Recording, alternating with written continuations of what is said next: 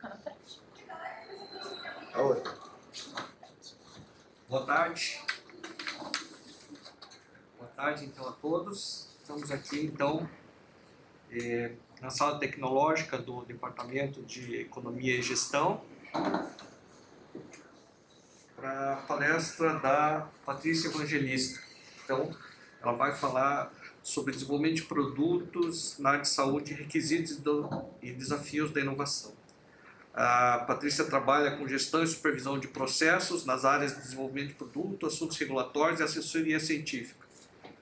Ela também é egressa do PPGEB, então, e ela vai fazer a apresentação, então, ela vai fazer a apresentação dela e aí, vocês podem enviar as dúvidas e no final eu vou repassar as dúvidas para ela poder responder, então.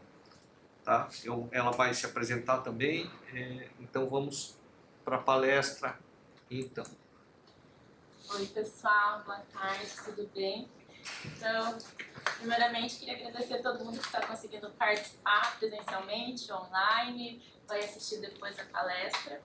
E eu fiquei bem feliz com o convite do pessoal do PPGEB, do professor Sato, para fazer a palestra e falar de um assunto que eu gosto bastante, que é sobre a parte de desenvolvimento de produtos na área da saúde. Então, fazendo só uma bem breve introdução, como o professor já falou, eu trabalho bem focado nessa parte de desenvolvimento de produtos para a área de diagnóstico in vitro, tá? Então é um segmento específico que a gente tem. Hoje o desenvolvimento de produtos é muito amplo, né? Pode ser para qualquer uma das áreas, mas desde a minha graduação, eu sou graduada em biomedicina. Depois de um tempo eu fiz uma pós em gestão de projetos e fui aluna assim, do PPGEB. E desde o início da minha formação, já fazem 14 anos, parece que passa bem rapidinho. Eu comecei estagiando na parte de desenvolvimento de produtos, na época não era muito conhecido. Quando eu comecei a trabalhar na própria faculdade, não tinha tanta informação sobre isso. E a gente foi crescendo, eu pelo menos fui crescendo junto com a empresa, com as minhas atividades. E a gente começou com produtos sem regulamentação na Anvisa, depois a gente começou a fazer parte de regulamentação até a parte de produção. Então, a ideia de falar hoje, a apresentação, como eu disse, vai ser bem focada para a parte de produtos para a saúde no segmento de diagnóstico in vitro, né? Isso vai desde o que precisa para criar um produto zero, tanto quanto a parte de regulamentação, né, das classes de risco. É um tema complexo e longo, mas eu tentei fazer um resuminho para a gente conseguir falar em 1 hora, né? Então, se vocês tiverem qualquer dúvida adicional também, a gente pode ir também conversando nas perguntas. Então, primeiramente, né? O que é desenvolvimento de produtos? O que faz um departamento de desenvolvimento de produtos pensando em empresa, né? Não só na parte de pesquisa. Porque quando a gente pensa na parte de estudo, na parte da universidade, a gente sabe que a parte tem os processos, os projetos, né? Mas quando a gente vem para a indústria, para a empresa, como que funciona, né? O que o departamento de desenvolvimento de produtos faz?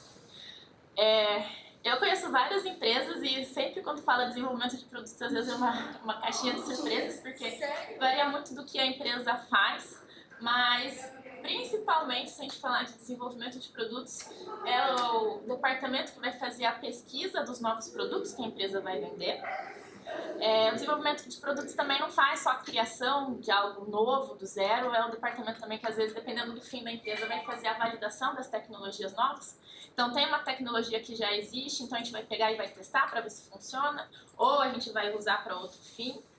Então tem essa pegada também de tecnologia.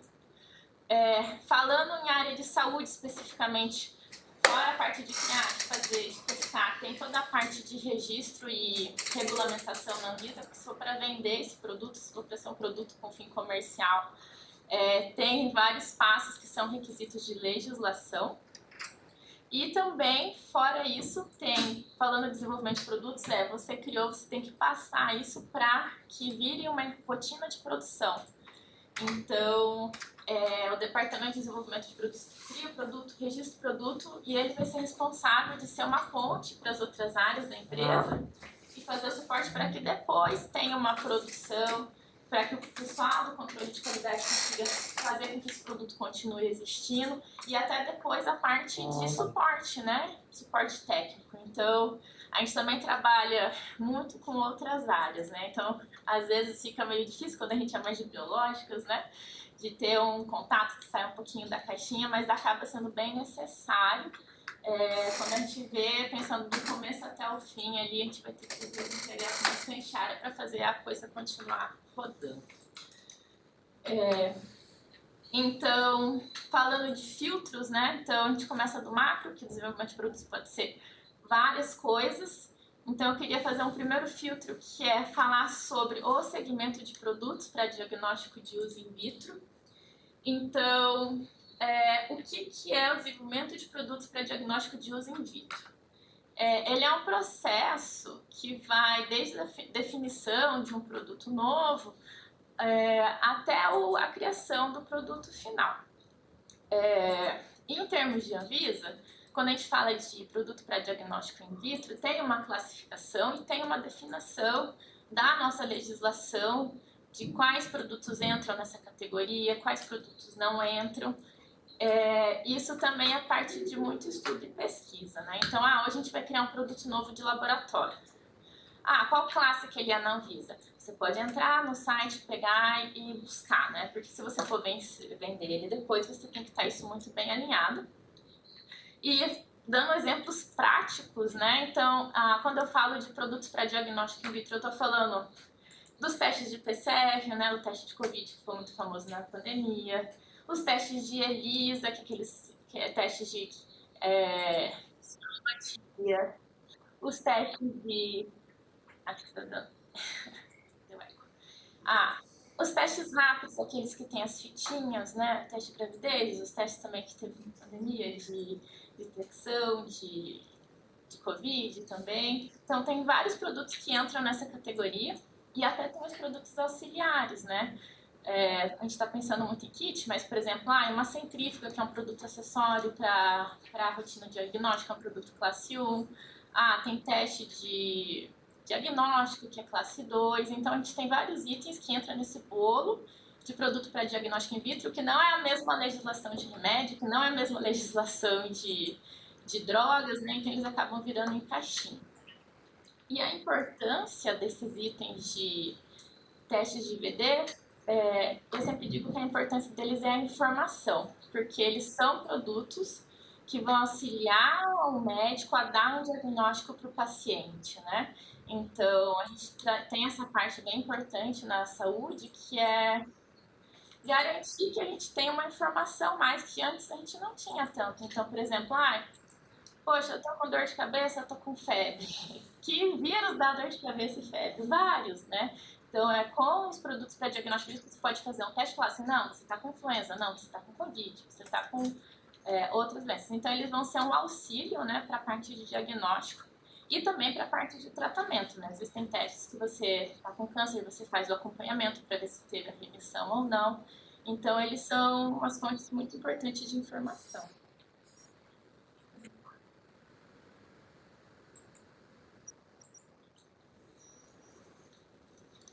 Certinho. Tudo certo. Então, tá bom. Então, após essa introdução, por onde que a gente começa, né? Como que a gente trabalha, como que a gente faz o desenvolvimento de um produto do começo até o fim, quais são os pontos importantes. Quando eu comecei a pensar na apresentação de como que eu ia fazer as coisas de um jeito linear, que ficasse fácil de ser compreendido, eu pensei, o jeito mais objetivo que eu consegui pensar também foi compartilhar um pouco da minha experiência pessoal, porque eu comecei no estágio, então eu comecei do zero, né, fazendo parte de documentação, e daí, ultimamente, depois de alguns anos, depois de 14 anos, a gente já consegue fazer produto do zero. Então, foi coisas que, alguns insights que eu fui aprendendo durante a minha trajetória, eles vão ser o nosso sumário de hoje, então, da apresentação, dos temas que a gente foi aprendendo na vida que são importantes, né? Então hoje se alguém começar do zero já tem toda essa parte que já foi aprendida, né? Então, como eu falei, eu comecei fazendo tradução de manual e documentação e organização de papel. Porque hoje a gente tem o chat GPT, mas em 2011 eles contratavam as pessoas para traduzir os documentos, né? E às vezes você contratava uma empresa terceira de fora, que não era tradução técnica, e o pessoal ainda tinha que corrigir tudo de volta porque a tradução técnica estava tudo errado. Então a gente começou fazendo tradução de manual. E é importante porque a primeira parte que você faz para criar um produto novo é estudar. Né? Então você era com o manual que você aprendia como que funcionava. Falei, eu tenho um trauma tão grande que eu leio manual de tudo, porque eu sei como é difícil traduzir um manual, criar um manual, colocar ele num padrão, que existe um padrão na Anvisa que você tem que colocar. Leio até o manual do carro, né? Mas assim, foi nessa organização de documentação, então a primeira parte é o estudo, né, de organização do que você quer fazer. E depois, o que é muito importante, que vai ser o tema 1, isso aqui é um sumário, né, mas eu vou me aprofundar um pouco mais, é saber o tipo de desenvolvimento que você vai fazer. Porque existem vários tipos de desenvolvimento, né, dentro da área de produto para diagnóstico in vitro. Então, se você for começar com uma coisa menos complexa, a primeira coisa que se faz, se for para começar, você pode começar com um item que não tem registro. Ou um item importado, você não precisa ter uma estrutura de fábrica. Você pode trabalhar numa empresa de desenvolvimento de produtos que vai trabalhar com produtos importados. Então, por exemplo, a empresa vai pegar esse produto, que ele já é produzido em outro lugar, e ela vai customizar para fazer com a própria marca dela. Vai mudar de cor, vai mudar de logo, vai mudar... Então, esse é um tipo de desenvolvimento também, né? E é um dos desenvolvimentos mais simples. Não existem produtos menos importantes ou mais importantes. Em termos de Anvisa, existem os itens menos complexos e os mais complexos, né? Então, por exemplo, uma micropipeta, né? Que é um produto que a gente usa no laboratório quase todo dia para fazer os testes.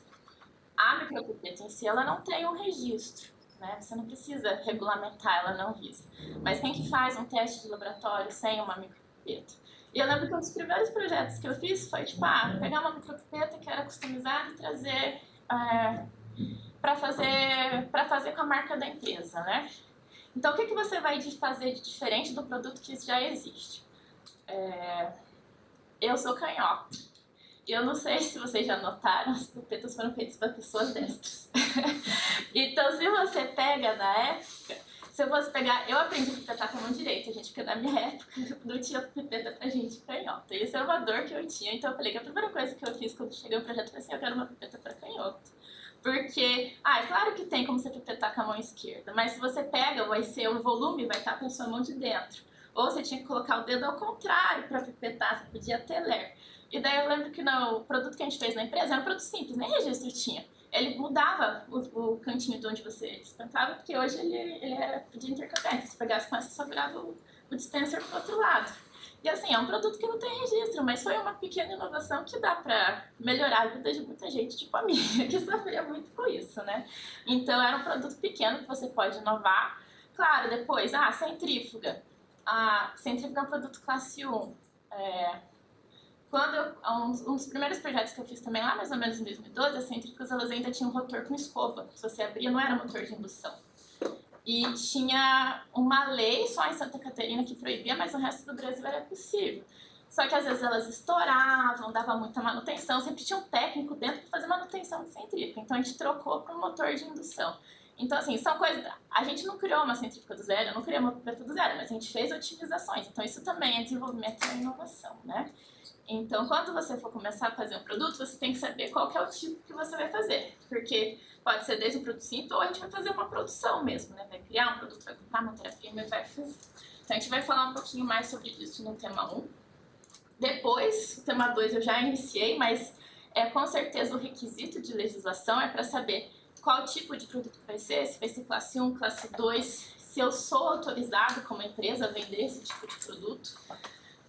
Para isso também que tem a parte de responsabilidade técnica, toda empresa que trabalha com produto para saúde acaba sendo obrigatório ter o responsável técnico. Eu fui responsável técnico em 2014, eu comecei, fui até agora, né, até 2025. E o responsável técnico, gente, a única pessoa que se invadir a empresa é o que vai preso, porque não pode alegar demência. Então, tem que pegar, porque você que assina, não é só, que lindo, meu nome tá nos produtos, né? Mostra pra minha mãe, olha só, meu nome tá aqui. Não, você pega, tá lá, se você pegar qualquer produto que você comprou saúde, na caixinha tem o responsável técnico, é a pessoa que pegou, olhou, revisou e aprovou esse documento, né? E é você que vai olhar um por um de todos os produtos da fábrica? Com certeza não.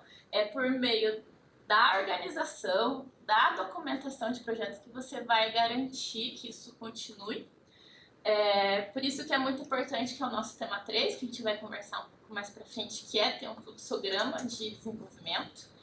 E na época, eu lembro que em 2014 foi quando eu fiz a minha pós, a gente foi pegar inspirações para ter um modelo padrão, porque a Anvisa, a lei fala que é isso, não fala como você tem que fazer, né? Então, como você vai fazer os seus procedimentos, os seus processos, os seus documentos, é a própria empresa que cria, né? E para coisas de saúde, pelo menos, mais ou menos em 2014, não tinha muitos modelos, assim. Então, quando eu fiz a minha pós de projeto, a gente acabou pegando um modelo que chamava PMBOK, que é o que eles usam para fazer projeto de engenharia, né? Que é você conhece esse, né?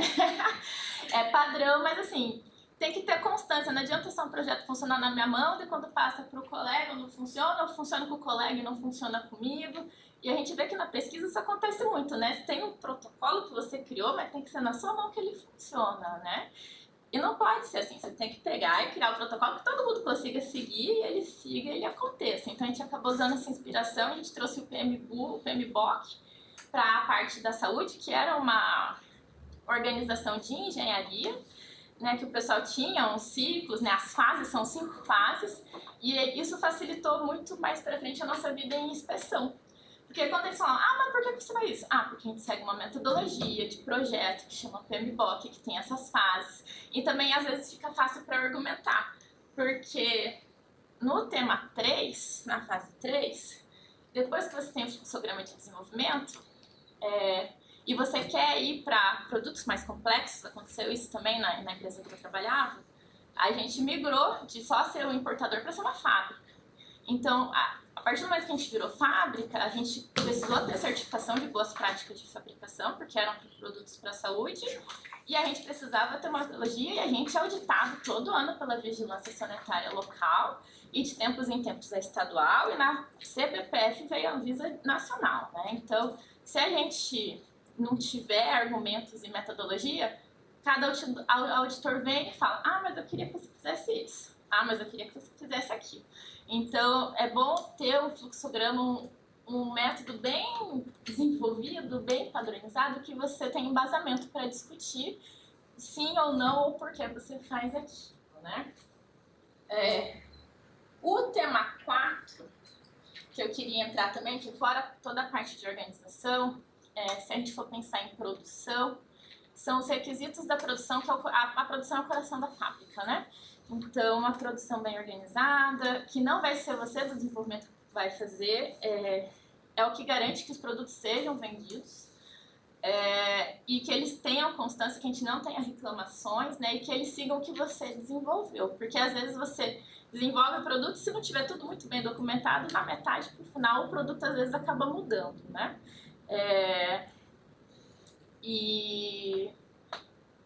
Foi nessa época que eu comecei a fazer, em 2019 eu comecei a fazer o mestrado, e tinha um problema que me incomodava, que eu queria resolver. Eu sempre assim, né, tem vários problemas, a gente vai tentando resolver, né? Que a gente tinha várias inspeções das vigilâncias, e toda vez que vinha o auditor, ele pedia uma coisa diferente pra gente no controle de qualidade. Mas por que você não faz esse ensaio? Mas você faz em duplicata, seria melhor triplicata. Daí você fazia triplicata. Daí no outro ano vinha outro auditor e falava, nossa, mas você faz triplicata, vocês gastam muito dinheiro, você podia fazer duplicata. Daí a gente ficava nisso, né?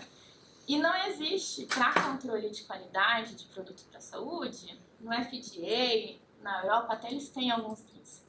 Mas, de novo, né, a Anvisa, ela fala o que ela quer, mas ela não fala como, se é duplicata, se é repetibilidade, Você que tem que definir ali o que você faz para garantir que o teu produto vai ser robusto, né? E daí eu comecei a fazer justamente meu mestrado, lembro que eu falei na época com o meu orientador, que era o Sérgio, que eu queria descobrir, tipo, o que era um requisito universal que a gente conseguisse seguir de controle de qualidade, de produção, que a gente falasse, não, a gente vai usar isso aqui. E depois na minha dissertação do mestrado tem até um capítulo sobre isso, que não existe, na verdade, porque acaba mudando também de cada país, mas deu um bom embasamento para falar, não, isso aqui é importante, isso aqui não é, a gente vai fazer desse jeito. E quando a gente tem problema, né, se a gente tem uma inspeção, a gente fala assim, a gente vai seguir esse método aqui, porque essa aqui a gente decidiu que vai ser feito. Então era realmente foi uma época que a gente fez uma repaginada boa, não nos procedimentos que a gente já tinha, a gente acabou criando eles ao longo do tempo, mas a gente começou a embasar muito o controle de qualidade. E depois que a gente embasou, colocou valor de CT, percentual de reprodutibilidade, a gente começou a ter muito menos problema em inspeção. Na verdade, a gente ficou, acho que 4 ou 5 anos sem ter nenhuma não conformidade, porque eles falavam, mas por que você usa? Eu uso esse aqui. E de onde você tirou? Tirei desse dado aqui, desse artigo aqui. Então, isso é bem importante, né? Então, esse vai ser o nosso tema 4. E, por fim, o tema 5, que eu acho que vai ser desafios de inovação. Eu deixei justamente em 2020, né? Eu comecei a mestrado em 2019, terminei em 2020. Mas todo mundo sabe que 2020 veio a pandemia. Então, para uma empresa que fazia produto para diagnóstico in vitro, acho que foi um dos maiores desafios que a gente teve, que foi ter que criar um kit de Covid, que eu lembro que foi de sexta para sábado, né? Que você tinha que fazer e juntar. A gente juntou a equipe, passamos uns 3, 4, 5 ali junto para tentar fazer alguma coisa, né? Porque tinha que ser muito rápido, tinha que passar pelos processos. Então, tem alguns cases ali que eu quero falar mais pro final da apresentação, tá? Fazendo essa breve, não tão breve introdução, então eu já vou aprofundar nos temas e daí eu acho que já vai ficar mais fácil pra gente começar entender cada tema. Então, voltando ao tema 1, que são os tipos de desenvolvimento. Quando eu falo em tipos de desenvolvimento perante a legislação brasileira para produtos para diagnóstico in vitro, tem 2 tipos de desenvolvedores, 2 tipos de classificação na legislação. Ou você é, da esquerda para a direita, um distribuidor, um importador. Isso significa que você compra um produto pronto, você faz um produto customizado, que é essa sigla OIM, né, que é item customizado, é uma tradução do inglês, que é Original Equipment Manufacturer. Então você tem um fabricante original, mas você acaba customizando ele, ou você pode vender a própria marca do fornecedor, né? Você pode revender, você pode revender a marca da Merck, a marca da Johnson, né? A marca da Coca-Cola, é uma revenda. O fabricante tem a marca, você só é um distribuidor, um revendedor. Mas se você for trabalhar com produtos para classes de saúde, você como empresa nacional, importadora, distribuidora ou revendedora, tem um limite que você pode trabalhar sem nenhuma certificação especial, que seria itens classe 1 e classe 2, e itens não correlatos, que é o termo que são itens que não são passíveis de registro, né? Então, exemplos de itens não correlatos eu já até comentei. Então, o que é um item não correlato? É um produto que ele pode até auxiliar no diagnóstico, mas ele não é... A Anvisa não vai fiscalizar ele, né? Então, como eu falei, a micropipeta, ele é um item que tem lá no laboratório, mas ele não é um produto que vai ser foco de registro. Até porque a micropipeta em si não dá um diagnóstico, a Anvisa foca nos produtos que dão diagnóstico, né? Itens classe 1 e classe 2 são produtos de classificação leve, né? Então, você como importador, distribuidor, você está liberado, a partir do momento que você tem uma empresa, tem toda a parte burocrática, que aí tem toda uma parte regulatória, que a gente não vai entrar nesses detalhes hoje, que você pode comercializar. A partir do momento que você quer vender produtos que são considerados de uma classificação maior, daí você precisa ser fabricante ou ter um fabricante que tenha uma certificação de CBPF. E a CBPF é um certificado de boas práticas de fabricação. Então, itens 1 e 2 não precisa de CBPF. E daí a gente tem classe 3 e classe 4, que o fabricante precisa ser autorizado para a Anvisa ter essa certificação para continuar a trabalhar. Então, o que são itens classe 1, 2, 3 e 4? Esse aqui é o nosso próximo slide, né? Tem uma RDC, que se chama RDC 36 de 2015, e lá lista o que são itens classe 1, 2, 3 e 4. E a RDC 36, ela é baseada em critérios de risco para a saúde pública e a saúde do indivíduo, tá? Então, às vezes, não é nem um item tão complexo, mas ele é um item que dá muito risco à saúde da população. Por exemplo, sífilis. O sífilis é um patógeno que já está muito treponema, muito antigo, muito bem caracterizado. Não é difícil fazer um kit de sífilis, mas você tem que tomar muito cuidado com a sífilis porque ele tem um alto fator de contaminação, dá muito problema de saúde pública. Então ele tem que ser muito bem controlado, porque você dá às vezes um diagnóstico positivo, HIV também, né? HIV. Você dá um diagnóstico errado de HIV, às vezes é uma estigma que você não consegue, né, reverter. Então, esses são alguns exemplos de produtos que às vezes não são tão complexos, mas causam muito impacto, né? Então, as classes também não são só por complexidade, é por grau de risco, digamos assim, né? Então, exemplos, né? Itens classe 1, baixo risco, né? Falando de reagentes, né? Solução de lavagem, controle negativo. Esses reagentes que a gente usa, alguns reagentes de bioquímica, que são considerados classe 1. Classe 2 já são itens de risco moderado, né? Então, a gente tem os testes bioquímicos, teste de colesterol, teste de glicose, que você pode fazer até no próprio dedo, mas ele tem uma classe... Ele é considerado classe 2, porque ele tem uma classe maior do que os reagentes químicos puros ali, mas ele consegue, às vezes, tipo, os testes de glicose, o público leigo pode usar, né? Se a maquininha, você fura o dedo ali, ele não tem um risco tão grande de dar um diagnóstico errado, porque a gente tem os equipamentos também que dão auxílio ao diagnóstico, né? E daí, a partir do 3 e 4, que foi o que eu falei no slide anterior, que é quando você precisa da certificação de boas práticas de fabricação.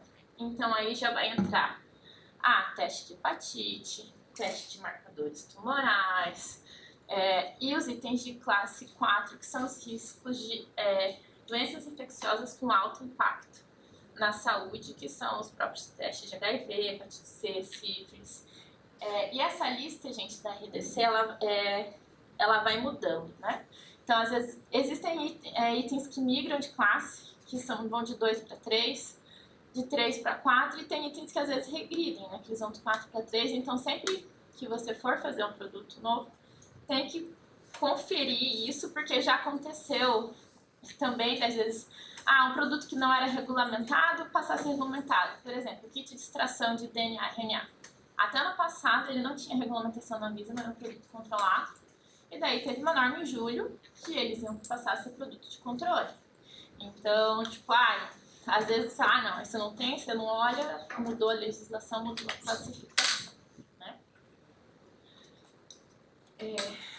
Outra coisa, fora RDC 35, o coração ali, na parte de produtos para diagnóstico in vitro, é a RDC 665 de 2022. Essa você, com certeza, se for trabalhar com produto para diagnóstico in vitro, você tem que ler. Preferencialmente saber ela decora algumas partes, não todas, porque ela é muito longa, mas tudo que for de produto para a saúde ali, pelo menos você tem que ter visto ela alguma vez para saber o que se trata, né? Então, todas essas resoluções, elas ficam disponíveis no site da Anvisa, e elas são obrigatórias para qualquer empresa que pretenda fabricar, importar ou comercializar produtos médicos e de diagnóstico in vitro oferecidos no mercado brasileiro, né? Porque ela busca garantia de qualidade, segurança e eficácia dos produtos comercializados no Brasil. Porque, no fim, o que a Anvisa quer? A Anvisa não quer que os produtos deem problema, né? A gente não quer que os produtos deem problema, que deem diagnóstico errado, deem diagnósticos incompletos, que vão afetar toda a parte de saúde. Por isso que também, às vezes, a gente é bem restritivo com produtos importados, porque às vezes coisas são bobas, por exemplo, dengue. Brasil tem dengue 1, 2, 3 e 4. Mas às vezes as linhagens de dengue que tem aqui, se tiver um kit de dengue na Malásia, não vai ser exatamente o mesmo kit de dengue daqui. Então, é por isso que a Anvisa controla, porque se você tem um produto, você pode ter um produto importado de dengue, mas ele vai ter que ser registrado na Anvisa, porque você tem que comprovar que ele funciona para a população brasileira. Né? Tem vários casos, às vezes, tem umas doenças que surgem, às vezes na África, que a gente às vezes tem aqui, mas acaba sendo outra cepa, né? Não tem... Então isso é importante e a Anvisa controla justamente como o mundo é bem globalizado. Às vezes você fala, tem um kit que funciona. Você vai olhar a classificação, ele é controlado porque a gente tem que realmente comprovar para a Anvisa, quem faz isso é a empresa, né? Que o produto que você está trazendo vai atender o mercado nacional, né? E dentro das classificações, se você tiver um item classe 3, 4, é obrigatório ter essa certificação e seguir toda a parte de registro. Eu não vou entrar hoje na parte de como faz, o que precisa ter para registrar, porque isso seria tipo uma aula inteira sobre isso. E tem várias empresas até que tem um setor específico disso. Todo mundo que trabalha com essa parte de VD acaba tendo um departamento de assuntos regulatórios que acaba focando nisso oficialmente, porque é bastante quesito. Então, eu como pesquisa e desenvolvimento sei, porque a gente acaba trabalhando em conjunto, né? A gente faz toda a parte técnica, monta os dossiês, mas eles que acabam vendo os detalhes da legislação a fundo mesmo, né? Então, isso é uma coisa importante, que a gente tem uma vivência aí, mas é um tema ali de bastante assunto para bastante tempo. Mas, da legislação, a RDC 665, eu trouxe alguns capítulos, alguns artigos que, digamos que são os meus favoritos, né? Que são o resumo do que é importante se a gente focar em desenvolvimento de produtos, né? Que está escrito na legislação. Então, importantes, né? Artigo 45. Cada fabricante deve estabelecer e manter procedimentos para garantir que os requisitos selecionados a um produto estejam apropriados e atendam à sua intenção de uso, incluindo as necessidades do usuário e paciente, requisitos legais e regulamentação aplicáveis. O que isso quer dizer? Porque assim, né, você lê legislação, você tem que interpretar a legislação, ler terceira vez e falar, meu Deus, o que eles querem falar com isso, né? Então assim, fora toda a parte legal que eu acabei de falar, que a Anvisa pede, saber se é classe 1, classe 2, classe 3, classe 4, você como fabricante tem que obrigatoriamente ter um procedimento. Então, toda aquela parte do começo que a gente trabalhou para fazer, né, de criar um procedimento, pegar referência internacional, referência de PMBOK, porque você tem que garantir que o produto que você está desenvolvendo, ele vai atender a sua intenção de uso e incluir a necessidade do usuário, no sentido que, assim, eu vou dar um exemplo muito grosseiro, mas assim, você não pode começar um projeto de desenvolvimento de kit COVID e terminar com kit de influenza. Então, assim, qual que era a intenção de uso? Eu vou fazer um kit que tem intenção de uso para isso. Eu quero fazer um teste rápido. Mas o kit que eu desenvolvi demora 2 horas e meia. Isso é rápido, né? Então, a intenção de uso tem que ser mantida e você tem que ter um procedimento para garantir que você vai manter essa intenção de uso e também as necessidades do usuário. Então, qual que é a necessidade do mercado? O que o usuário precisa para fazer esse teste? Então, tudo isso você vai documentar no teu processo, porque quando eles vêm auditar a empresa, a primeira coisa que eles perguntam, cadê o procedimento? Como que vocês fazem? Me dá o teu histórico de projeto, me dá o teu histórico, o seu dado de desenvolvimento do produto, produto COVID. E lá tem que estar desde o início, abertura do projeto, intenção de uso. Desenvolver um kit para biologia molecular por metodologia de PCR temporal, ELISA, sorologia, tem tantas coisas, né? Então tudo tem que estar muito bem descrito, né? Então aqui que fala da intenção de uso. Próximo, né? Cada fabricante deve definir e documentar os dados de saída do projeto. Tem um outro que falava dos dados de entrada, mas Os dados de saídas também é o coração do desenvolvimento, né? Porque você entra com uma ideia e os dados de saída vão ser os itens que você vai passar para a produção, né? Então, a saída do projeto é o começo da produção. E isso tem que estar documentado. É isso aqui que eu estou entregando. Então, se eu for daqui 2, 3 anos de novo, é isso aqui que eles têm que estar produzindo, né? Então, isso é obrigatório na lei que a gente tem que documentar. Para que uma pessoa terceira consiga fazer a avaliação da conformidade do projeto referentes aos requisitos estabelecidos como dados de entrada. E é isso que eles fazem quando fazem a inspeção. Eles pegam os dados de saída, eles vão lá, confrontam com os dados de entrada. Então isso é muito importante, né? Outra coisa, não adianta só comecei um projeto hoje e o meu segundo documento terminei ele 5 anos depois, 2 anos depois, 1 ano depois. Eu tenho que ter aprovação das fases. A Anvisa exige que a gente tenha um acompanhamento, porque senão às vezes a gente começa fazendo, a gente tem um resultado e a gente não sabe reproduzir, a gente não sabe o que a gente fez no meio, né? Então as fases intermediárias é o artigo 50 que fala que as diversas etapas do desenvolvimento têm que estar garantidas. Então, os documentos que a gente tem em desenvolvimento, não é a gente que criou, é porque às vezes quando a gente não conhece a legislação, a gente acha que é detalhinho, loucura, chatice, né? Mas é que, se for para você vender produto para a saúde, tem que seguir. A legislação está escrito isso, né? Então, é uma regra que tem que ser seguida se for para trabalhar dentro desse mercado. O artigo 52 também, eu gosto bastante, porque ele fala que o produto tem que ser traduzido em especificações de produção. Então, não adianta só você entregar um produto pronto para produção. Você tem que falar assim, fiz aqui, né, minha garrafinha cor-de-rosa. Reproduzam, né? Não, tem que ser uma ficha que tem que falar, vai ser o plástico, polipropileno, translúcido, com tinta, cor X. Então, a receita do bolo tem que ser passada, né? Então, não é só o produto final, isso tem que ser...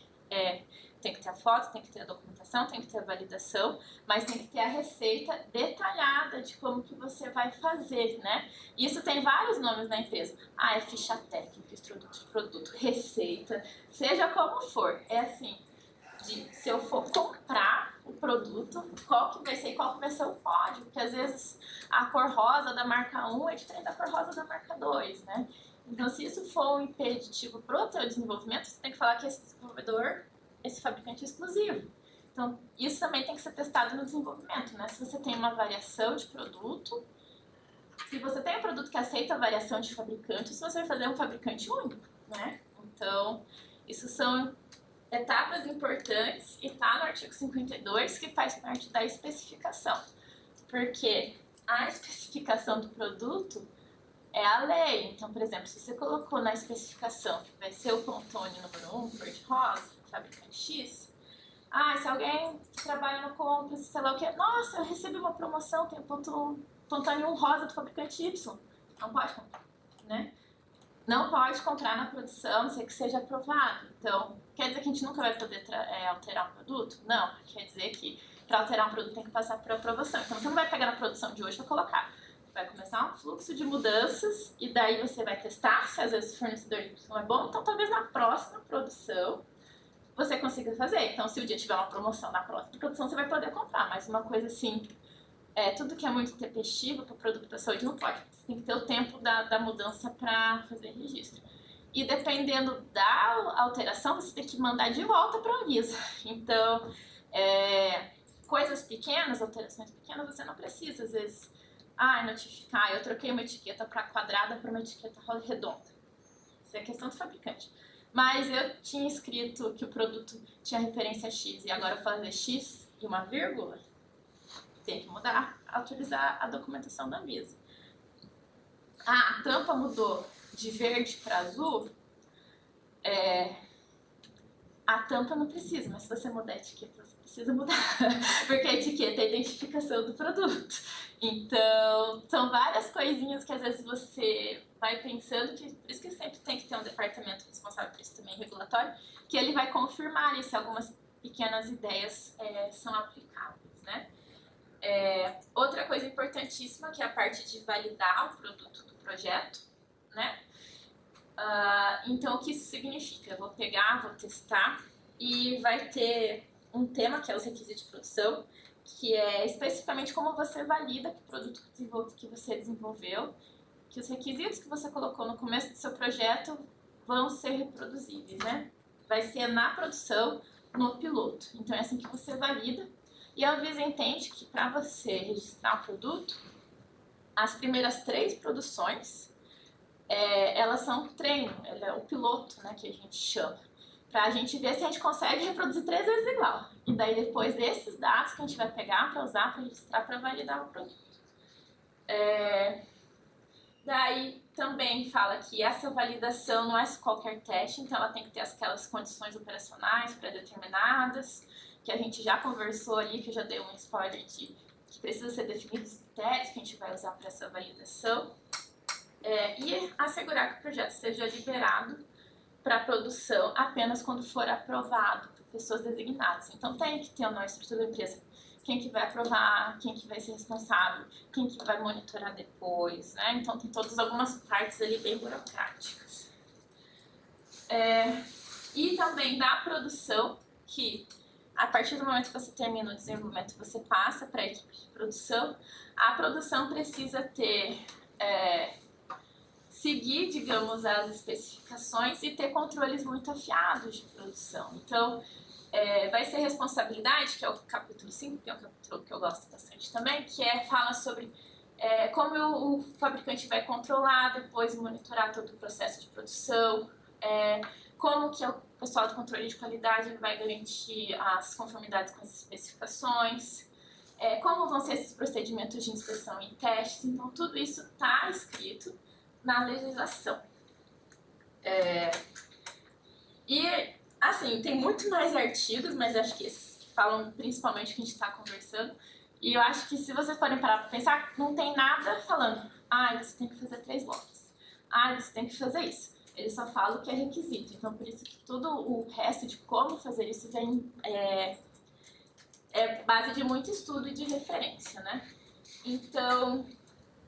nessa parte, o que a gente fez para facilitar a nossa vida? A gente fez um fluxograma de desenvolvimento. Não sei, professor, aquele PDF, se a gente consegue compartilhar ele. Só um instantinho. Se não der, depois eu deixo com o professor ali, porque a gente fez um compilado ali de fases que eu acho que são bem importantes e eles podem ser bem aplicáveis para qualquer atividade. E é isso que, como eu falei, que a gente conseguiu nesses anos ali juntar de experiência que seria importante para fazer, para atender esses fluxos, essas normas, né?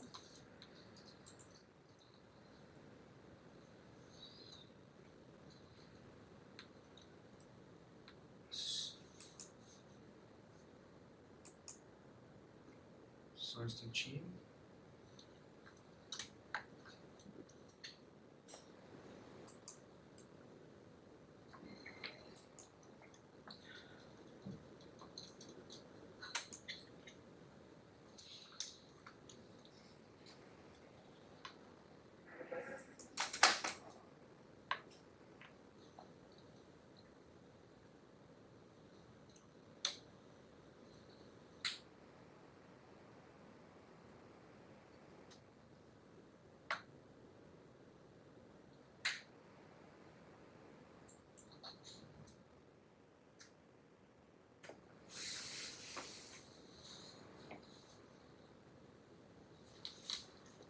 Infelizmente eu não vou conseguir fazer, não.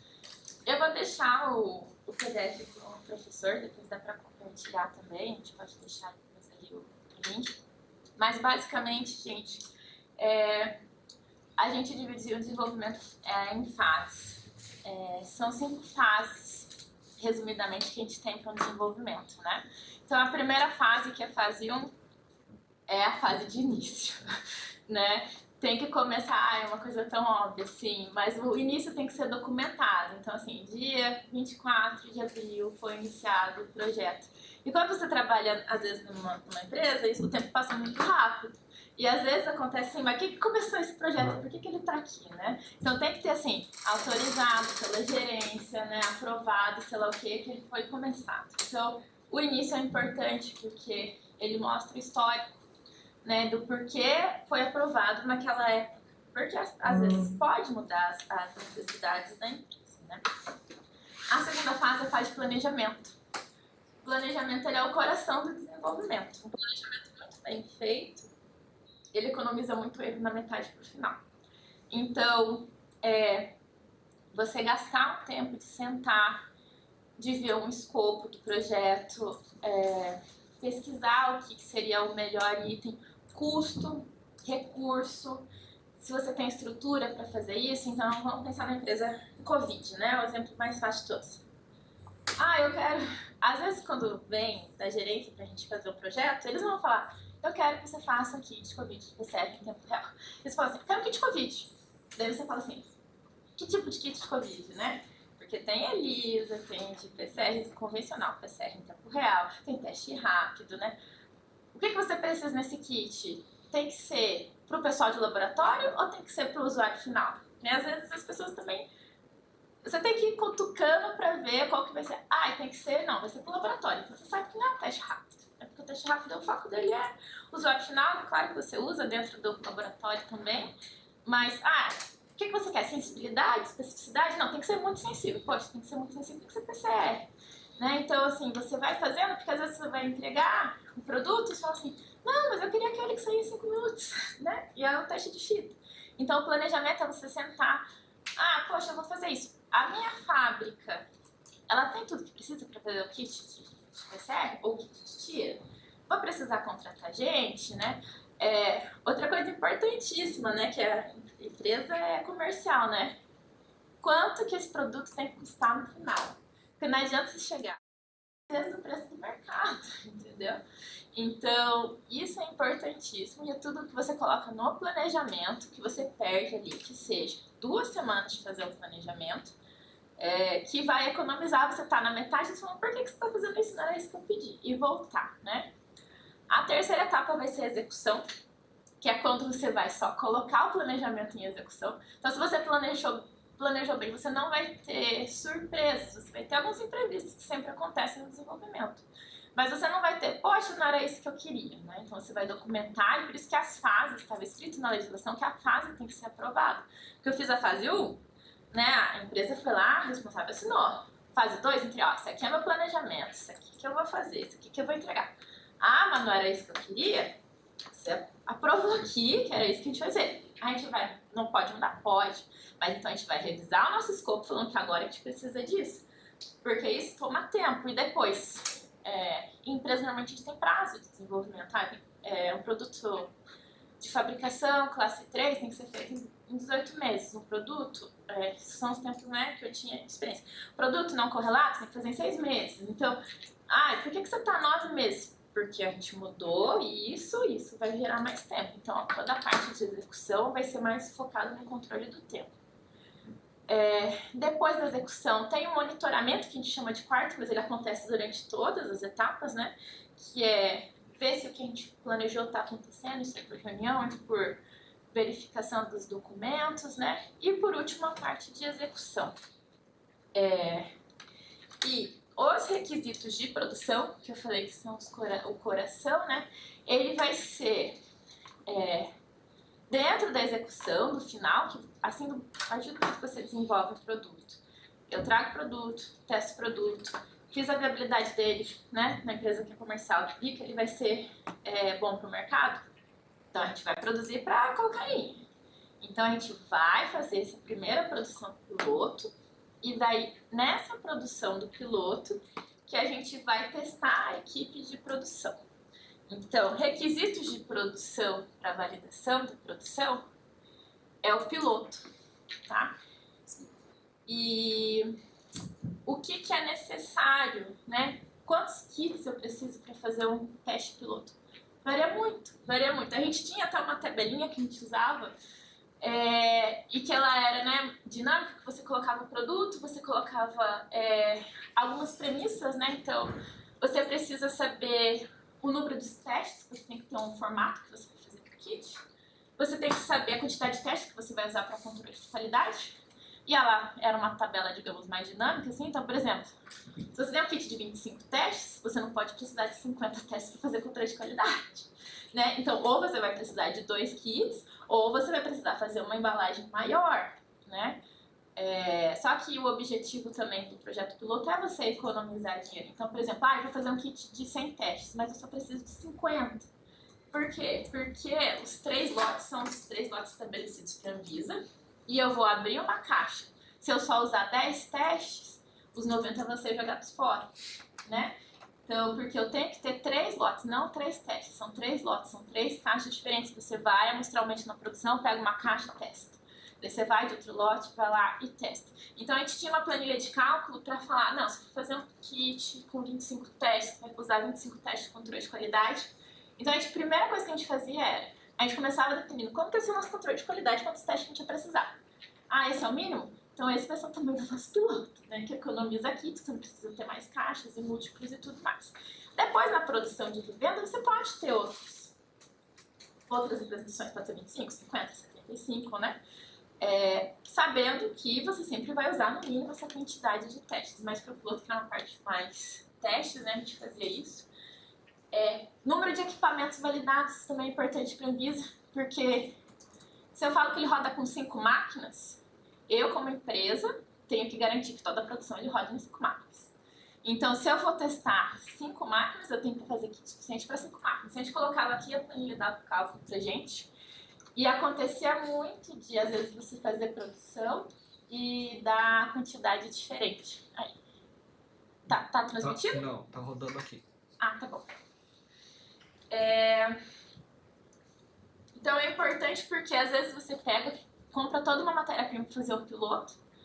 Você compra aquele, digamos, 500 testes, quando você chega no fim, você precisa de 600. Então é bem importante ter um fluxo bem desenvolvido de teste para não faltar, né? Outra coisa que é importantíssima, que a Anvisa vem sendo bem mais rigorosa nos últimos anos, é a parte de estudo de estabilidade, porque todo produto no Brasil tem que ter uma validade, né? Então, se eu falo que o produto é para 12 meses, ele tem que estar durando 12 meses, no 12º mês, com a mesma performance do primeiro mês. Ele não pode estar no mês, mas é porque ele está próximo de vencer. Tá pior, não pode.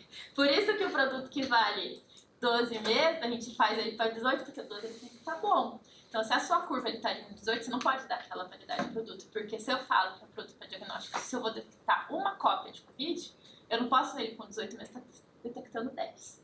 Então, o estudo de estabilidade ele é muito importante, né? Para avaliar se o produto possui todas as especificações definidas. Então, a gente tem que testar ele no tempo zero e no tempo final, que a gente declarou. E sempre a especificação tem que ser, a performance tem que ser igual. E quando a gente está fazendo do zero, a gente tem que considerar teste extra, né? Porque, claro, que você faz um cálculo de como que seria a validade e tal, mas às vezes o produto na vida real, ele não performa tão bem. Então, digamos assim, eu vou usar 5 kits para fazer teste de estabilidade. E daí essa estabilidade por algum motivo é menor, se você só fez produto para 5, você não vai ter mais teste para testar a estabilidade. Então a estabilidade você tem que calcular um pouquinho a mais, porque no final, se deu tudo certo que sobrou o kit, a gente consegue reverter isso para depois, para fazer teste, para doar para produção, para a própria venda mesmo, mas não pode faltar, né? E tem outros tipos tem várias estabilidades que a gente faz, né? Tem estabilidade real, acelerada, estabilidade em uso, e até a estabilidade de ciclos de congelamento e descongelamento, isso tudo são requisitos de acordo com os produtos, né? Estabilidade acelerada é o primeiro estudo que a gente faz, porque imagina que esse é um produto comercial, né? Eu falo que o produto tem uma validade de 24 meses. Eu vou esperar 24 meses para poder falar, para a Anvisa poder autorizar, para daí eu poder vender o produto prontinho lá? Não. Então a gente faz os testes num estudo que chama estabilidade acelerada, que é um cálculo bem estabelecido por arranhos aceito pela Anvisa, que simula, né, qual seria a validade. Então tem a fórmula e você coloca 12 meses numa temperatura de menos 20 graus, o produto que seria armazenado, produto que tem um armazenamento de menos 20, se eu colocar a 25 graus seria o estresse, então seria a X tempos de validade, para adiantar o nosso processo. Então a gente manda os dossiês com os dados de estabilidade acelerada e a gente tem que comprovar que deu certo com o real. Caso contrário, a gente teria que esperar 24 meses, né, para fazer uma meta. Então, os dados de estabilidade são dados prévios que a gente pega com prova. E daí a Anvisa vai monitorando se a gente está fazendo os controles no tempo. E claro que, se tiver um grande problema, eu falar que o produto tem 18 meses e quando eu fiz o real ele falhou, a gente como empresa vai ter que fazer um recall, né? Então, por isso que o produto que tem 12 meses, ele tem uma validade de 18. Eu falo, o iogurte, quando fala que venceu, você pode tomar aquele dia, porque a gente sabe que a validade ele é pra durar mais uma semana, você não vai morrer aquele dia, né? Então, os produtos, se a gente sabe que ele tem 18, a gente deixa ele 12, justamente para não ter problemas. E daí, com o tempo, a gente vai aumentando a validade dele. Então, a primeira validade de registro, se é um produto 100% novo, ele é sempre um pouco mais conservador, né? Até porque a saúde da pessoa, se a gente erra, a gente pode matar alguém, né? Então, é sempre importante lembrar que a gente faz o produto para a saúde, né? Então, um erro bobo, nossa, pode custar muita coisa, né? Então, a gente acaba sendo bem mais rigoroso nisso. E para finalizar também, que eu acho que toda a parte de desenvolvimento, eu acho que termina no piloto, mas depois tem o coração também, que é a continuidade, que é o controle de qualidade, que também é uma coisa que eu tenho bastante interesse, porque ela que é o controle de qualidade que mantém rodando, né, a performance, garantindo que está tudo ok. E é muito importante que ele seja muito bem definido, né? Então, durante o processo de controle de qualidade, o que a gente precisa fazer é avaliar os atributos críticos de qualidade do produto, e eles seguem as especificações. E a qualidade vai pegar esse formulário de especificação que a gente criou e vai avaliar lote a lote. E o que a gente usa hoje, né, de teste para controle de qualidade, o que a gente tem normalizado ali no nosso fluxo de desenvolvimento para os nossos produtos, né? Pode ser que uma outra empresa use outras coisas, mas os principais, né? São os ensaios de robustez. Ensaios de robustez normalmente são atrelados a máquinas, né? Se você tiver um equipamento, você tem que provar no ensaio de robustez que essas pequenas alterações na rotina, elas não vão alterar a performance do equipamento. Testes de sensibilidade analítica. E aqui a gente busca até, a própria Anvisa tem um manual e ela define o que é sensibilidade analítica. Então, a mínima quantidade que eu consigo detectar de uma coisa. Então, o que é sensibilidade do kit COVID? Quantas cópias ele consegue detectar, né? Teste de especificidade. É uma brincadeira, eu não posso estar com influenza e dar COVID, né? Então, se ele é 100% específico, ele só vai detectar COVID. Se ele é 90% específico, talvez ele pegue outra coisa. Então, quanto ele isso acontece, porque, por exemplo, as influenzas, tem toda uma família de influenza, né? H1N1 é uma mini influenza de tudo mais. Então, às vezes, os produtos, se você faz a PCR, que é uma sequência que você pega, ele pode ter problemas de especificidade, né? Então, você tem que testar isso, porque nem todos os produtos precisam ser 100% específicos. Mas o que você declarar que a especificidade dele, ele tem que seguir. Então, posso fazer um produto que é 90% específico? Posso. Vai do cliente querer comprar, isso vai ser uma parte mais comercial. Mas se você declara que ele é 90% específico, ele tem que ser 90%, né? Então, esses são os critérios que, para a produção para a Anvisa, ela não vai interferir nos números, né? Ela não vai falar, um kit de 10 cópias de Scribd é ruim, não vai ser liberado. Um kit de 50%. Isso é uma coisa comercial, é seu risco de vender. Ela vai falar, se você falou que isso tem que funcionar. Né? Então, não tem essas questões de números, né? Do teste em si, a prova do que a gente está declarando. Né? A acurácia, isso é importante porque existe muito conflito do que é exatidão, o que é acurácia, né? A diferença de precisão e exatidão, sensibilidade e especificidade. Isso é uma coisa interessante porque Quem trabalha com engenharia, trabalha com metro, tem a precisão e exatidão, como se fosse sensibilidade e especificidade. Para produto para saúde é diferente. Exatidão e acurácia é diferente, né? A acurácia é você ter um item de referência e você comparar com referência. A exatidão é sempre quando ele for dar o resultado, ele pode dar errado, mas ele tá exato, né? Então é importante a gente ter esses termos e a gente pega aqui, ó, é o quão próximo do valor real, ou seja, da referência, está o valor obtido na medição. Então é isso que é acurácia para a parte de produto. Porque às vezes a gente tem aquela visão de mais equipamento, assim, acaba dando uma confusão. Daí, ensaios de precisão, repetibilidade, reprodutibilidade. E daí o que eu estava falando também, né? Da onde que a gente tirou disso? Não fui eu que acordei e decidi que a gente ia fazer ensaios, acessibilidade, necessidades. A gente pegou embasamento na literatura. Então a gente tem esse documento. De onde vocês tiraram? Daqui, isso aqui, tá aqui. Então tem vários artigos que vão estar aqui na apresentação, que a gente pega de referência internacional. Então tem o CAP, né, que é dos Estados Unidos. A gente tem alguns guias, né, alguns guidelines de PCR em tempo real. Então foi isso que a gente foi usando para se estruturar na fábrica. Então ler e pesquisar é muito importante, né? E para terminar, eu sei que a gente já passou uns minutinhos, mas o que eu vejo de desafio de inovação, o que são desafios, né?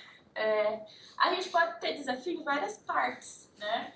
Pode ser relacionado à complexidade de regulamentação, pode ser dificuldade de padronização de processo, pode ser necessidade de validação, às vezes é um produto que ele não é escalável, não é para grande escala. Integração com novas tecnologias, a gente quer fazer alguma coisa automatizada, então assim, tem várias coisas que podem acontecer no desenvolvimento do produto, né? Então, o que eu acho que, independente do tipo de desafio, o importante é você tentar achar um jeito diferente para superar essas barreiras, né? E como eu falei, de experiência ali, porque às vezes assim, nem sempre tem resposta, a gente chega assim, nossa, a gente tá com um problema gigante, como que a gente vai ter que resolver? A gente não sabe, tem que pegar, sentar, falar com todo mundo. Alguém já passou por isso, né? Alguém tem alguma referência de alguma outra situação que a gente pode pegar? Não tem uma receita, assim, né? O que eu vejo que foram alguns trabalhos bem interessantes ali, depois de 14 anos é bastante coisa tentar lembrar de vários, tem várias coisas, às vezes eu lembro, assim, mas o que a gente tem de case de sucesso, de desenvolvimento realizados, que são coisas que, na verdade tem muitos que a equipe desenvolveu, mas que eu mesmo fiz, né, que eu posso compartilhar. Teve realmente essa questão do Covid, que eu lembro que estourou a pandemia, a gente tinha que registrar os produtos, então a gente já tinha, claro, fabricantes, né, conhecidos, algumas parcerias, e a gente tinha que montar um processo, porque tem que fazer Covid classe 3, precisava registrar. A gente teve que sentar, sexta-feira, tipo, sexta, sábado, juntando os documentos, fazendo as análises, né? Claro que não foi sozinha, a gente tinha uma equipe muito boa na época, e a gente foi, acho que a terceira empresa a ter produto registrado na Anvisa. Foi tipo assim, de uma semana para outra, assim, né? Então foi uma coisa assim que você pegou, sentou, tipo, tinha um problema, tinha que resolver. Outra coisa que não produtos do zero, mas às vezes modificação, né? A gente tinha um kit que detectava sepse, que ele era para detectar as bactérias no sangue, né? Que é aquele sepse. Mas o mercado começou a ter uma nova visão, eles queriam usar para amostra respiratória, porque estava tendo as superbactérias, né? Que é a questão de infecção hospitalar. Daí é sempre assim, né? Cliente quer, o kit de sangue funciona para carro. Kit de sangue funciona para cabelo, kit de sangue funciona para saliva, né? E uma coisa que eu sempre brinco, né? O kit PCR, se tiver lá, ele vai pegar. Mas a pergunta não é se funciona, a pergunta é, vai ter bactéria no cabelo? Vai ter bactéria na saliva? Vai? Então beleza, então a gente consegue testar. Talvez a sensibilidade não seja a mesma, mas é possível de ser testado. Então a pergunta é sempre se a matriz que eu quero testar, o patógeno vai estar lá. E qual a probabilidade dele estar lá, né? Porque às vezes tem patógeno que fica até em tecido, né? Mas qual que é a chance de eu pegar um pedacinho de tecido e ele estar testado? Então essas adaptações são sempre muito legais. Eu lembro que foi um projeto que a gente fez, que a gente teve que adaptar o kit que foi feito para sangue, para uma amostra respiratória. que era escarro, lavado broncoalveolar. O outro foi um protocolo mais voltado para extração, que a gente tinha um kit para hanseníase, né, que é o Mycobacterium leprae, que ele é uma bactéria de crescimento bem lento e ele é da mesma família da tuberculose, tem uma parede muito grossa e o bichinho é muito difícil de extrair. Então tem que fazer, às vezes você faz um kit comercial, não dá certo, às vezes o pessoal tinha que ficar overnight. A gente teve que fazer um protocolo ali para que ele funcionasse bem, para que a gente conseguisse vender e vende até hoje. Foi vários testes que a gente teve que fazer, porque a gente já tinha uma química, a gente teve que melhorar ela, estudar a parede, estudar a temperatura, fazer teste com triturador, sem triturador. Então foi bem interessante também. Fora isso, na empresa a gente também não faz só desenvolvimentos do zero, focados em produtos com venda comercial. Às vezes tem alguns trabalhos de consultoria que a gente faz que é interessante. Então, por exemplo, depois que você pega as etapas de processo de validação, é muito parecido, né? Só interessa o que é o patógeno, que é o produto, mas a receita, a lógica é muito parecida. Então, tinha uma época que a gente fazia, o laboratório queria desenvolver esse teste. A gente via lá, estudava o processo e falava assim, se você quer testar esse produto que você desenvolveu, para você validar ele, tem que fazer teste de sensibilidade. Então, você desenhava um protocolo para eles. Então, a gente teve um teste de sexagem fetal, que na época não estava tão na moda, acho que foi 2018, 2019. Então, o X ou o Y da questão é que você tem que pegar no sangue da mãe, descobrir se a mulher está grávida de um menino ou de uma menina, né? E, na verdade, o teste de sexagem fetal, ele busca o Y, porque as meninas são XX, os meninos são XY. Então, na verdade, o controle negativo, o X é o negativo. Então, você tinha que conseguir pegar o Y, né? Então, a gente teve que fazer um teste para ver a sensibilidade e depois as contaminações, porque... às vezes, se o menino estiver manipulando, se não estiver com luva muito bem parada, se é um homem que está fazendo o teste, ele pode contaminar o teste. E às vezes você dá o resultado que é um menino, mas na verdade foi por causa que o homem que fez não estava muito bem paramentado. Então foi um projeto bem legal. O meu próprio projeto do mestrado, que eu gosto bastante, que foi mais relacionado à tecnologia, que a gente tinha um kit, que a gente queria rodar numa plataforma 100% automatizada. Então, a PCR ainda é muito manual, né? Você precisa fazer os testes. E a gente tinha uma plataforma que dava para fazer 100%, então a gente teve que adaptar os volumes, as sensibilidades, né? Que é o foco do meu mestrado. E a gente acabou também recentemente fazendo validações para o Ministério da Saúde, né? Então a gente tinha algumas parcerias, tinha uma época que eles estavam querendo que a gente fizesse validasse um teste de tuberculose. E o que eu gostei muito nesse desenvolvimento foi que, quando você trabalha com o Ministério, eles fazem tudo teste cego, né? Então, você tem que confiar que o teu produto está certo. Então, eles vão te dar 200 amostras. Não vão falar o que é, se está certo, se está errado, né? E eles colocam amostras mais complexas, menos complexas. Falam assim, dá o resultado aí, né? Então, a gente teve que ir lá, a gente ficou em Brasília testando. A empresa queria que o Ministério comprasse os produtos e tal. E daí a gente falou assim, faz o teste cego, então, né? E daí a estratégia de venda foi, tudo bem, então você não precisa me falar o que é. Só me dar os testes e a gente vai rodar. E daí depois você me fala se a gente acertou ou não o resultado, né? Então é justamente para ver se funcionava, foi relacionado também com a tuberculose, com o hanseníase, que é umas coisas que eu gosto de estudar também. A gente desenvolveu nesse ano, que a gente pode falar agora, que saiu na Anvisa mês passado, foi um desenvolvimento 100% nosso, né? Então, daí a gente pegar, desenhar os primers, né? Os reagentes, porque hoje a gente tem algumas parcerias que já vem com os primers prontos, você faz mais teste, você faz a mistura, né?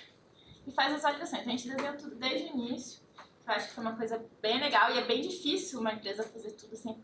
Você tem o controle 100%, mas também quando você reclama, você fala, se já deu problema, eu vou ter que ligar pra mim mesmo, né? Reclamar comigo mesmo, né?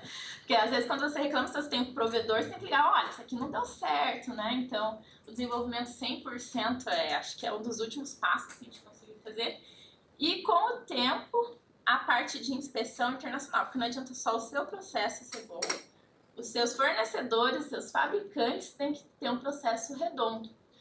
Então, tem produto que não vale a pena você internalizar, porque tem todos esses custos, né, de produção, de gente e tudo mais. Se for para vender um kit por ano, não é viável. Então, é mais fácil, às vezes, a gente ir numa empresa fora, inspecionar, pedir a certificação dela, ver se a empresa tem capacidade, e daí você treina e inspeciona para ser a Anvisa da empresa, né?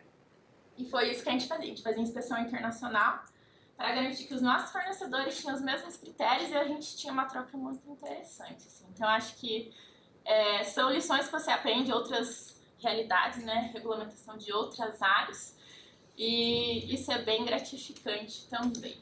Então, em resumo, né, o que é importante para o desenvolvimento de produtos para a saúde? Terminando aqui, né?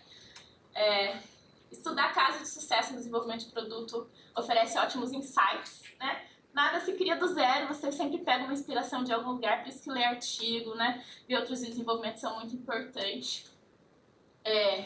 Implementar metodologias ágeis, permite que as equipes adaptem rapidamente seus planos de ação. Então tem que ter uma metodologia de desenvolvimento, né? Analisar as lições aprendidas dos projetos, porque às vezes a gente erra tanto no projeto, então a gente já tem essa experiência para o próximo, né? Então deixar isso registrado também, porque às vezes o erro de uma outra pessoa pode ser um acerto teu. E também a colaboração com várias áreas, né? Com outros setores é fundamental para o desenvolvimento, né? Então, às vezes o pessoal tem, como eu falei, a gente foi buscar insights de engenharia, a gente pegou, às vezes a gente pega insights da medicina, para criar coisa diferente. E, a princípio, é isso, tá, pessoal? É uma área bem interessante da saúde, tem vários desafios e é bem necessária a inovação e colaboração para a melhoria também da saúde, né? Terminei.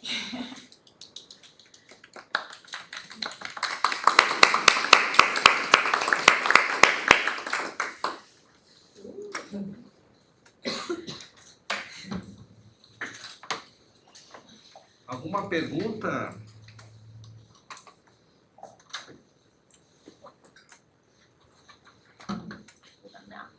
Pode perguntar? Ou tem pergunta? Pode perguntar. Pode perguntar. Bom, primeiro, obrigada, Patrícia, pela apresentação. Nossa, sua experiência em produtos realmente, assim, dá para ver que você entende bastante. E eu gostei bastante, várias coisas ficaram bem claras, né? Pelo menos para mim. E eu tenho uma dúvida seguinte, né? A gente está trabalhando com o desenvolvimento de simulador para ultrassom. E aí eu vi a documentação, né? Porque a ideia dos meninos da engenharia era depois lançar isso numa startup, né? E eu vi que esse simulador ele é para fazer controle de qualidade daquele equipamento. Sabe assim como é que funciona? Eu vi que quando é classe 2, por exemplo, que é o caso do ultrassom, o equipamento, o dispositivo CQ, ele é classe 2 também, uma coisa assim? Fica na mesma classe? Nem sempre é a mesma classe. O ultrassom é dispositivo médico, né? Ele entra como dispositivo médico.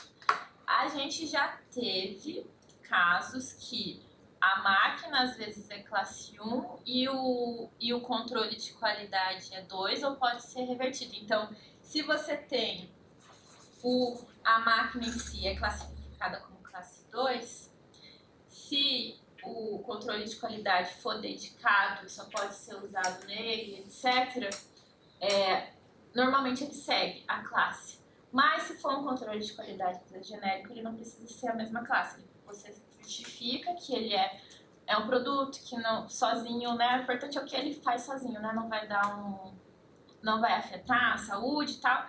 E às vezes controle de qualidade pode ser classe 1, né? Então depende se ele é dedicado ou não. Regular, a Anvisa ela tem uma IN, igual você falou, né? Que ela tem os testes e os limites, né? Então daí tem que olhar na parte do produto específico. Aí seria específico, né? Se eles são, às vezes, por exemplo, se eles são casados, né? A máquina, esse reagente sempre vai usar com essa máquina. Dá até pra ver se dá pra registrar junto como um acessório, ou se não, mas daí toda vez que comprasse a máquina ia vir o reagente junto, né? Agora, se ele vende às vezes por rodada, daria pra justificar que ele é só um reagente menor, ou que tem, daí ele poderia ser classe 1, mas dependendo também da classificação, ele seria 2. Então, entre 1 e 2 não tem muita diferença, na verdade, de documento para registro. Então, o problema maior seria se um fosse 2 e outro fosse 3, porque ia precisar de muito mais documento. Mas se vocês entenderem também, porque isso é muito do entendimento do fabricante, da pessoa que está desenvolvendo, que um é mais... o diagnóstico que ele vai dar é mais criterioso que o outro tem uma classificação menor, vocês podem justificar e tem um canal no que vocês podem às vezes mandar dúvida para eles. Eu posso chegar depois e compartilhar com vocês. Daí você pode, eu tô com esse produto aqui, sei lá o que, daí às vezes você manda, né? Porque às vezes assim, a diferença da classe 1, 2, 3 e 4 é a quantidade de trabalho que você vai ter de documentação para fazer. E de 1 e 2 não tem muita diferença também, né? Mas também não pode classificar errado, porque às vezes você vai e faz toda a classificação errada, daí a vida tipo nega a tua coisa porque não foi. Então é bom você pegar, estudar o que você entende que é certo, e se ainda tiver alguma dúvida, é só mandar um e-mail para eles, tipo, confere, se não tem, porque tem uma lista também dos itens que eles são considerados, né? Se às vezes é um produto totalmente novo, diferente, e não tiver naquela lista, dá para você fazer o seu entendimento, né, com base no desenvolvimento e conferir com eles. Só mandar, tipo, é isso aqui, né? Porque se você deixa muito aberto, eles não vão te responder, tipo, você vai ter que pesquisar, né?